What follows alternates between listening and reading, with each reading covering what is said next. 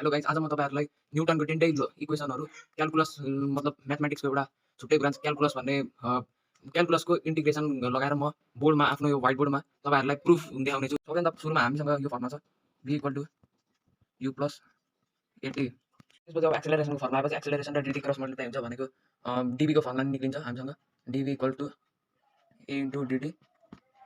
और अब हामी के गर्छौँ भने बोथ एलएचएस आरएचएस साइडमा हामी इन्टिग्रेट गर्छौँ। इन्टिग्रेट गर्दाखेरि यो इन्टिग्रल साइन यहाँ dv यहाँ v यहाँ v0 इक्वल टु एक्सेलरेसन कन्स्ट। अब धेरैजना लाग्छ होला अब यहाँ मैले इन्टिग्रेट गर्दाखेरि माथि v र मुनि v0 अनि यहाँ dv किन लेखेको होला। यो किनभने हामीले इन्टिग्रेट गर्दाखेरि दुईटाको लिमिट्स बनाएर हामी माथि र मुनि लेख्छौँ भनेको v भनेको फाइनल भेलिडिटी v0 या u1 लेख्दा हुन्छ।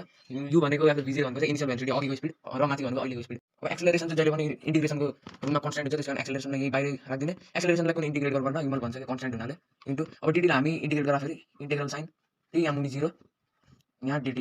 यहाँ पनि भनिदिइहाल्छु कि यो t र 0 किन लेखेको, t भनेको टाइम हो, 0 भनेको हामीले सपोज हामी यो अप्पर t र 0 भनेको अप्पर लिमिट र लोवर लिमिट हो, माथिको 0 देखि सुरु भएर 1 2 3 गरेर 1 2 3 सेकेन्ड गरेर माथि पुग्न, त्यसकारण 0 देखि t सम्म लिमिट्स भइहाल्यो। और अब के गरौँ भने हामी यो इन्टिग्रल साइन हटाउँदाखेरि हामीले यसलाई एउटा यो बिग ब्राकेट स्क्वायर ब्राकेट भित्र यस्तै लेख्नुपर्छ भनेको dv अनि यहाँ v0 equal to acceleration constant भइहाल्यो dt t0। और अब के गरौँ भने यो अप्पर लिमिट र लोवर लिमिट छ नि, अब अप्पर लिमिट र लोवर लिमिटलाई हामी सब्ट्र्याक्ट गर्छौँ भने हामीसँग यस्तो हुन्छ। यस्तो आएपछि अब एक्सेलरेसन अब यहाँ पनि त्यसै गरी t र 0 मतलब अप्पर लिमिट र लोवर लिमिटलाई सब्ट्र्याक्ट गर्नु पर्यो भनेको a इन्टु t माइनस 0 और v minus v0 equal to a into t 80 भइहाल्यो, 80 माइनस a इन्टु 0 0 और v minus v0 equal to 80 minus 0 80 नै हुन्छ।